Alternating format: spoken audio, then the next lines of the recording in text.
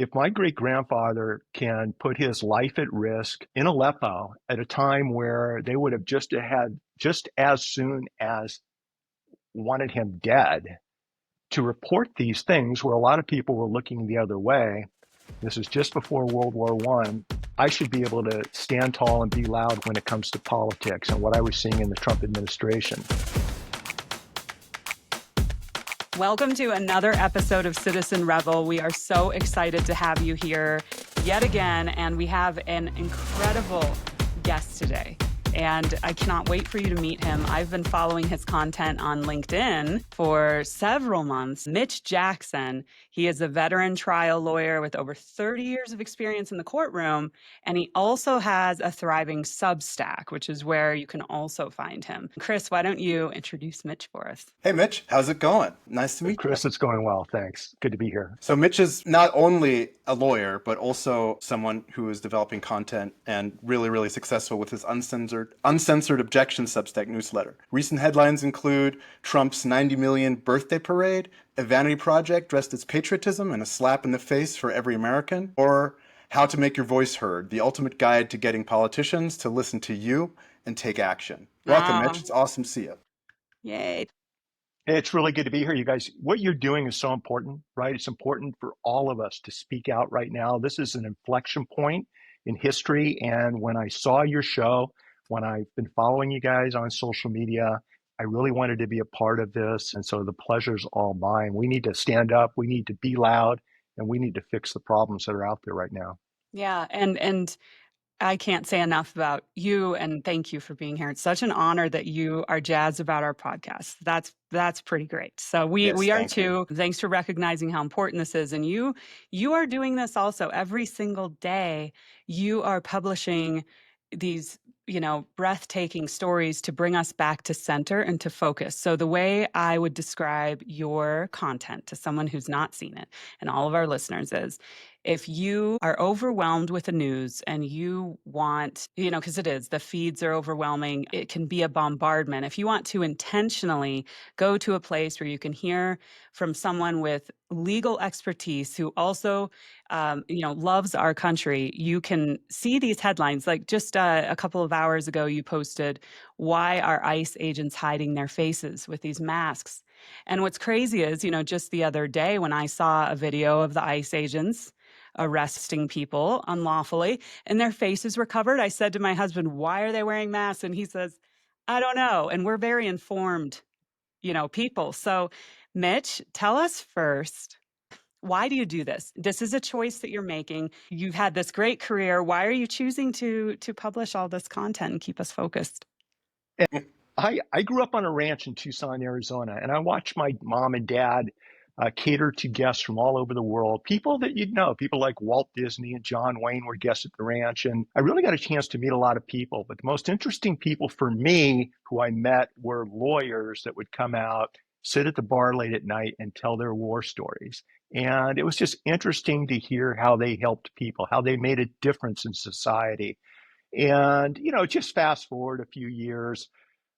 I've never been accused of being the sharpest knife in the drawer, but I decided I wanted to go to law school, right? So I took the plunge and went to law school, which was the best decision I ever made. And my why, Elena, was because I wanted to try to make a difference. I wanted to right the wrongs. I wanted to hold wrongdoers accountable. And so I immediately became a trial lawyer. Within 6 months of opening up my own office, I was sitting in front of a jury, picking a jury, trying my first case. And fast forward 37 years later, 30 plus years, 37 years later, I am more excited today about getting up out of bed and litigating a case or writing a new post on uncensored objection on Substack, meeting wonderful human beings like the two of you who are making a difference in the world. This is what life's all about. But I have a secret to share with you. After the last election, because if anyone's been following me, they can see that since about 2015, I have been posting regularly on all the major platforms as to my disgust, my concerns with respect to Donald Trump and what I thought was going to be happening. And fast forward up through November of last year, when it's all said and done, it didn't matter. The guy got reelected. And We were planning a family trip to Amsterdam, and I told my adult children who are 30 and 25 and my wife, I said, I'm going to go ahead and just step aside and focus on running and trying my cases and paddleboarding now and then. I just don't need this nonsense anymore. It was putting all of this work in for years and then feeling a sense of deflation after the election and all that. It How'd you was just feel? exhausting. It was like being in a 15 round heavyweight fight with Mike Tyson. And I just felt like by the time 2024 rolled around, it was just exhausting, right? So we were in Amsterdam with the family, and I watched the inauguration in Amsterdam. And Wow. I was like, number one, I'm glad I'm out of the country, but number two, I can't let this happen. I just did not like the dog and pony show that was taking place. I didn't like the things that were said. And my daughter, who's 30, who's a 6-year lawyer at Shepherd Mullen, very successful law firm, and daughter said, Dad, you need to get back in the game. My friends all count on you. They pay attention to what you're saying. You're their voice. They don't think they have the voice to share. And it's not okay for you to walk away from this. And we had a few more conversations, but suffice it to say, when I came back to the United States, I hit the ground running, set up the Substack. And what you now see is a result of those conversations with my family. I would like to point out, I met my wife, Lisa, in law school, and we've been married ever since. And she's my partner. She's the senior partner. She makes all the important decisions. And she is on board with everything that we're going to be talking about today, more so than I am. And it's nice having someone in your corner who supports what you're doing, who believes in the values that you have and encourages you sometimes every once in a while when we get tired, to pick up the pen, the digital pen, and write those articles, write those stories. And I'm glad that I am. And I think this is an important time in history for all of us, especially small and medium-sized business owners, to really take a step back, take a deep breath, and figure out, who do you want to service as your clients? Why do you want to service them? And how can you create an environment that actually makes it enjoyable to work, enjoyable to add value to your clients, and at the same time, make the world a better place?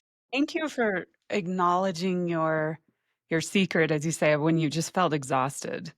And, Yeah, it is defeating.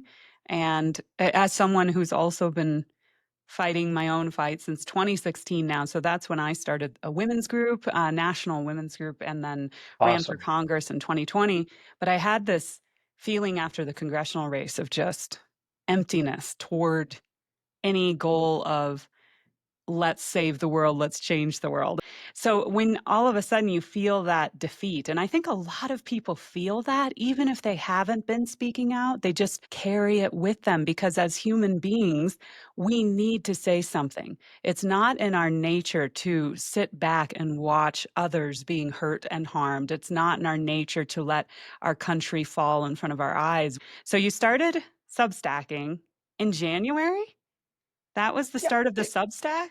it was probably February or March. I'd have to check. It's only been a couple of Wow. months. And And look, it's taken off, it right? Like has. this So is, how many subscribers do you have?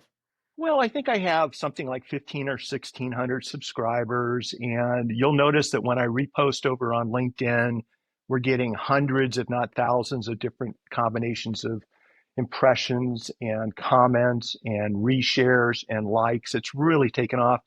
And what I found is by giving people talking points that make sense, and they're honest and they're truthful, but they're also Mm. repeatable, it allows people I've never met before, people without a legal education, people without a college education, people who may have been MAGA last week, but are on the fence like, geez, you know what? Maybe there's another way of looking at this.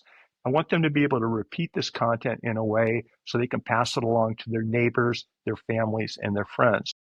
So the idea really is that you're giving them ammunition, you're arming them with thoughts and arguments and responses to maybe, conversations and ideas that others may have that are completely false. Common sense. And you said it better than I did, Chris. And that's the point is I want this information to be digestible and to make sense because it is pretty complicated. And we're going to talk about, I think, that's probably, I think, Trump and MAGA's whole game plan here is to throw as much up against the wall as they can. I mean, Steve Bannon said that in his podcast. Start sharing your thoughts and your opinions based upon what you are, who you are, and what you do for a living. You don't have to be a lawyer. and put it out there, and you'll start connecting and resonating with people. If you're doing something like everyone else, you're just going to blend in. But if you add your personality, if you add your brand, if you add your own uniqueness to the content you're putting out, whether it's an audio, a video, or the written word, I think that's where the magic happens. But we do try to double check everything we do. And for those of you that want to start writing articles or generating podcasts and you're looking for AI to help you lay out a podcast script or talking points to help you to the podcast, or if you're doing a video, 20 minutes of talking points to help you to the video. This is what we do in trials, right? We do our opening statement. We narrow it down to 5 or 10 talking points. And by the time I stand up in front of my jury, I don't have anything in my hand. I'm looking the jurors in the eye, I'm building rapport, and I'm going through those mental talking points and just speaking from the heart. I know the material. Anyone listening to this, I know we must have at least 10 listeners right now are like so grossed out, like, ew, AI. 10,000 by the time we're done. Let me tell you this.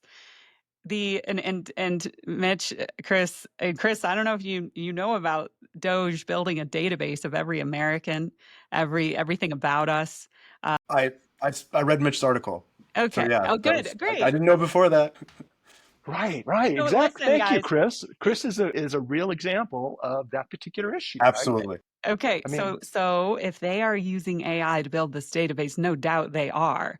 And you are sitting here resisting this tool that has been gifted to humanity by humanity in this moment in history. I don't know where it's going to end up, but right now you need to use this as a tool to fight back. And it is the deep research tool. It is a LexisNexis on steroids. Think of it like that. But they're using it against us. So we have Donald Trump AIing his interns or AIing images of him in a Pope outfit or an evil Jedi. It's just absolutely disgusting. So you can also do that. I just wanted to point that out. So Yes, get creative. let's get into yes. I think, Mitch, your backstory and why you do this. Why do you do this? You have shared a story on your Substack about your great-grandfather or great-grandfather. Great-great-grandfather. Yeah, what's interesting is back in 2015, a friend of mine who's a very prominent lawyer in town, Serge Tomasian, was heading up, and I think he was president of the World Affairs Council, that's what it was called. On a particular evening, they honored my great-grandfather, Jesse Benjamin Jackson, because of his involvement while living in Aleppo in the early 1900s as a U.S. consul for the United States with reporting what we now refer to as the Armenian genocide. And my great grandfather did do that in letters back to the president of the United States. And if you go to Benjamin Jackson's Wikipedia, Jesse Benjamin Jackson, you'll see that he's credited with saving, more than 1 million lives during this period of time. Okay.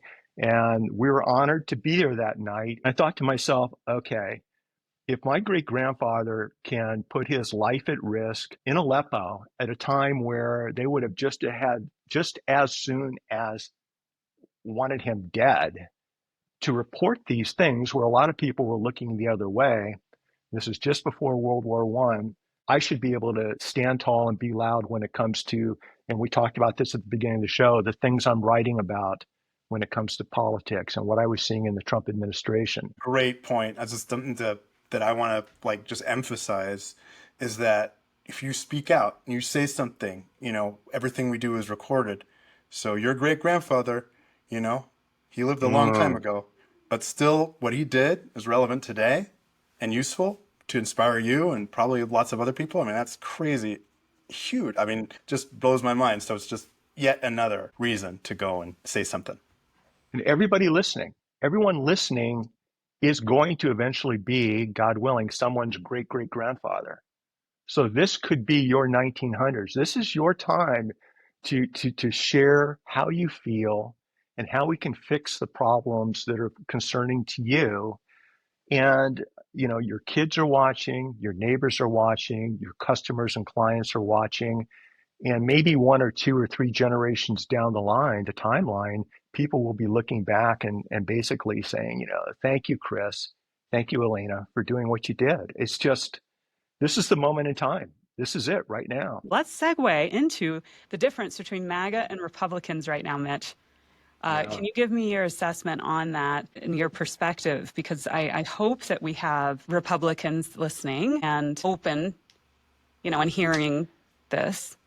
Yeah, I almost feel like they probably know if they're a Republican and or a MAGA Republican, because arguably there's a difference.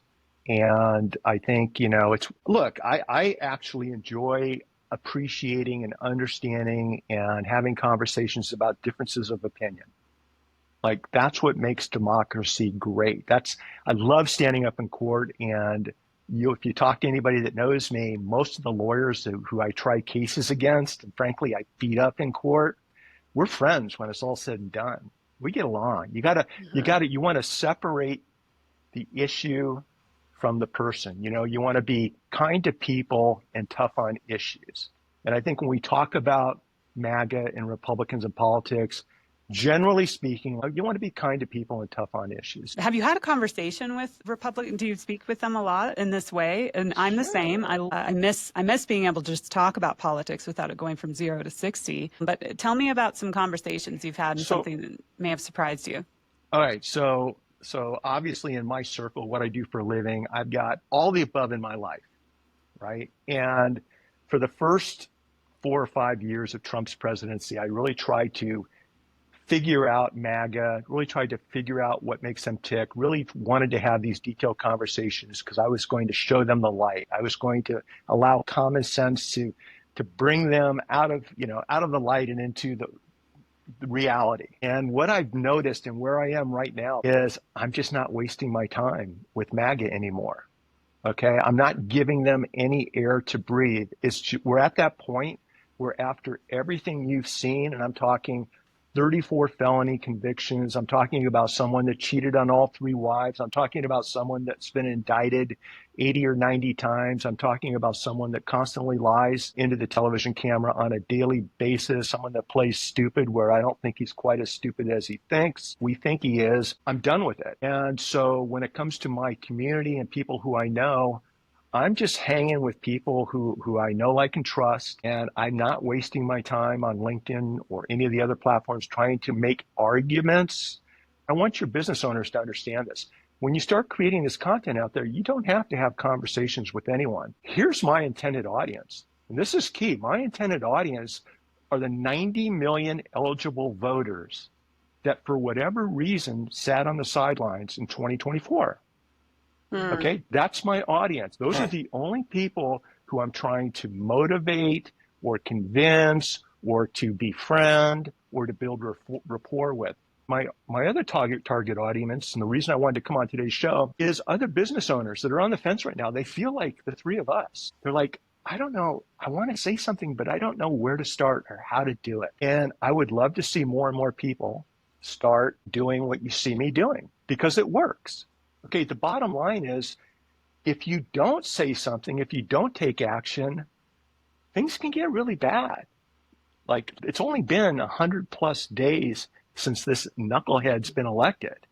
And there's been a lot of bad things that have gone on with our environment, with equal rights, with conflict of interest, with campaign finance. It's not getting better. It's getting worse. And it's going to continue to get worse. So you have to ask yourself, if I don't speak out, what will happen? If I do speak out, what's the worst that can happen? And I'm here to tell everybody what's going to happen if you speak out is you're going to find your community. You're going to find, we did not know each other a month or 2 ago. I mean, maybe we did, but what I'm getting at is it connects people. And I told you before we went live, back in 2015, Guy Kawasaki and I were speaking at a big social media marketing event in San Diego. It was huge. And Guy took the stage and he was talking about LinkedIn and building up your LinkedIn brand. And Guy was like me back then. We were starting to talk about this guy named Trump running for president, and the recording when he was on the bus with Billy Bush and the things that he said. And this is like, come on, people, what's going on here? And so Guy took the stage and he's like, to build out your LinkedIn platform, my friends all told me, Guy, stop talking about politics. And Guy said back then, and I might be wrong with the numbers, but my memory was back then, Guy was pulling in about 30,000 new followers a month on LinkedIn. He's one of the biggest brand ambassadors on the planet. And then Guy, in his deep Hawaiian voice, said to the audience of maybe 800 or 900 people, and then I started talking about politics. And when I did, guess what happened? And the graph behind him on the big screen went down to 0. And everyone's like, geez, you know. And Guy goes, he smiles, he goes, no, man, that's not what happened. He puts up the next graph and it doubled. It doubled his followers, right? And so he goes, his message was, be true to who you are because your community is out there. And fast forward to just the last couple of months on Substack, what I've noticed is of all the different newsletters that I've had, and I have different newsletters on different platforms, you know, tens of thousands here, 5,000 here. My Substack newsletter is growing faster than any of my prior newsletters. My LinkedIn followers went from around 4,000 or 5,000 2 months ago to I'm almost at 14 or 15,000, you know, 2 months later. There's a community there. And guess what, everybody? Just like the clients we decide to represent, it's a community you want to be around. These are people you want to talk to.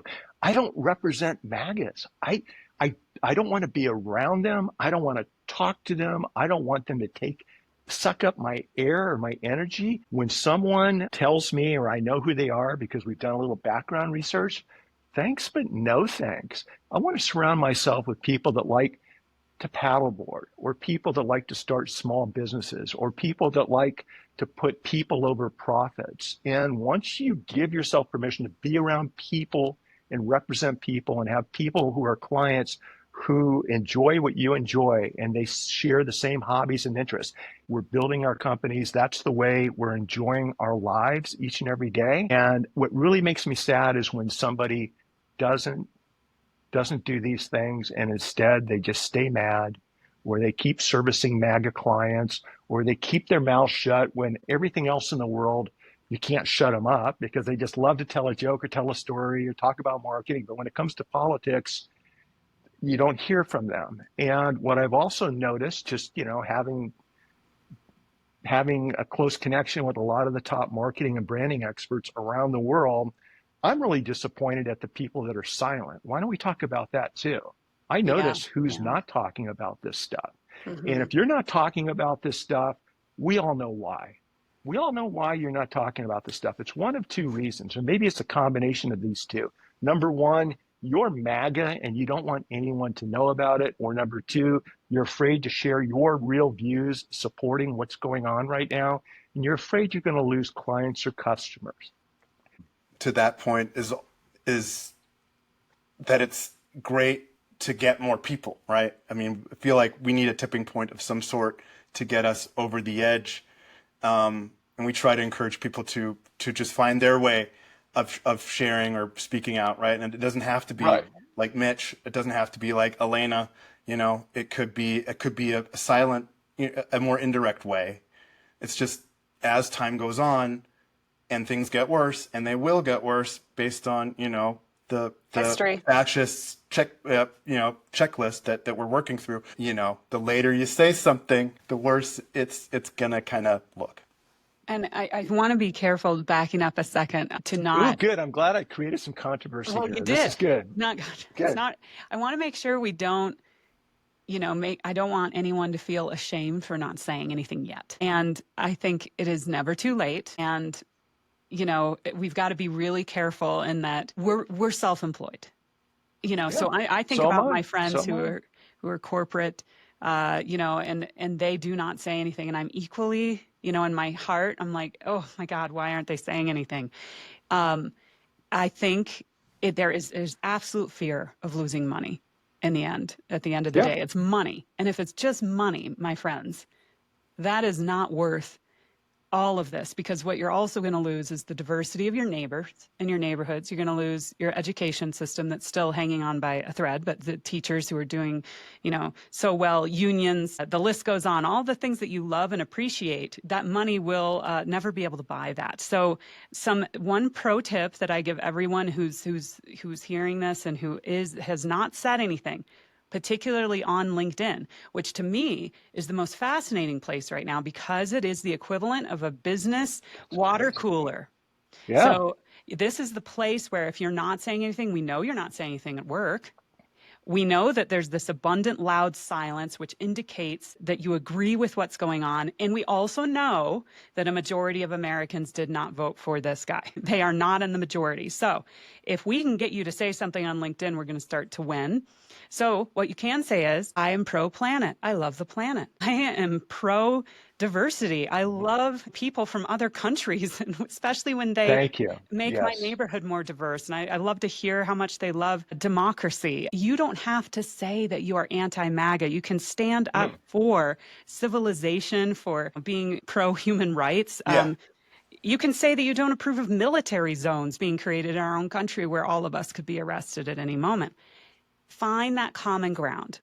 Having said that, I want everyone to really give themselves, permission to take that next step.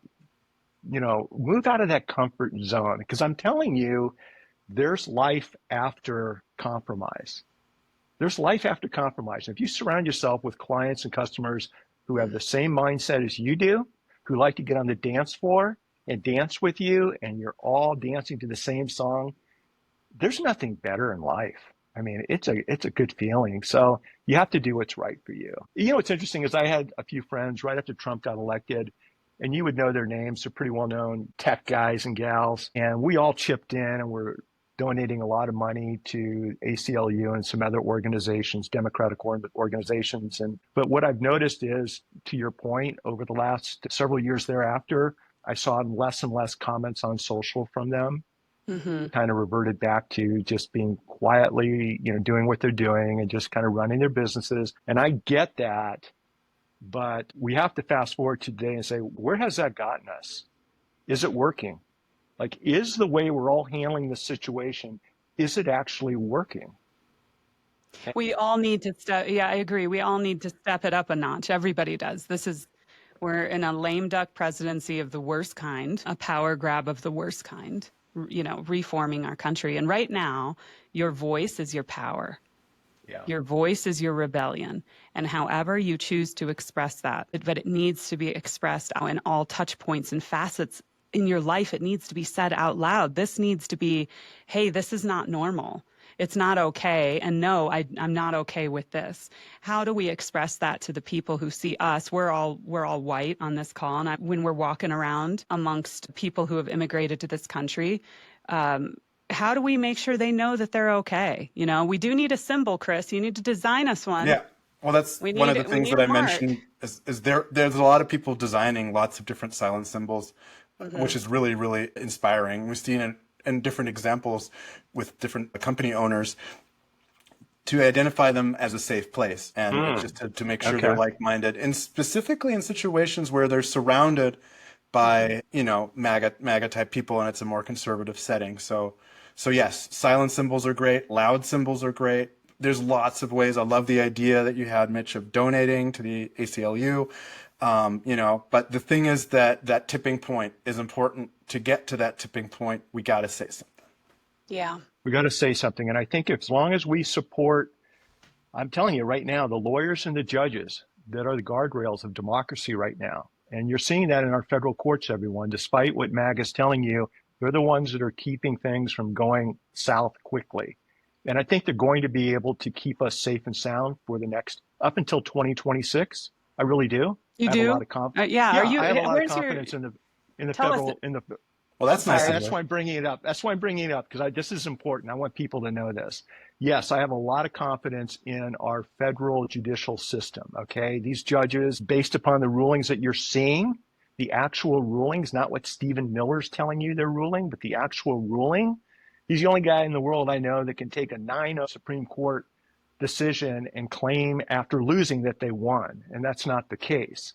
Federal judges and the lawyers right now are going to help us get through the next couple of years. But I don't see it happening much longer than that. In other words, we need to motivate 90 million people to vote in the local and national elections, and we need to take back, if we can, the majority in both the House and the Senate. And once we do that, we can neutralize Trump through 2028 as best as possible. But I will tell everybody, support the American Bar Association, support your local bar associations, support the different organizations that are backing these law firms that are fighting back. You know, I was a signatory on 2 of the amicus briefs on the 2 firms, Perkins and one other firm, that are fighting back and are winning, and you know, telling Trump, you can't tell us what to do. That's not the way this country works. And so yes, I want everyone to know. I think Americans. After all, I'm telling you guys, support your local judge, because they are going to save our backsides between now and 2026, and hopefully thereafter. And you're choosing between your country and your party right now. And it's okay to say, you know, I love my country and I'm an American, and we do have that.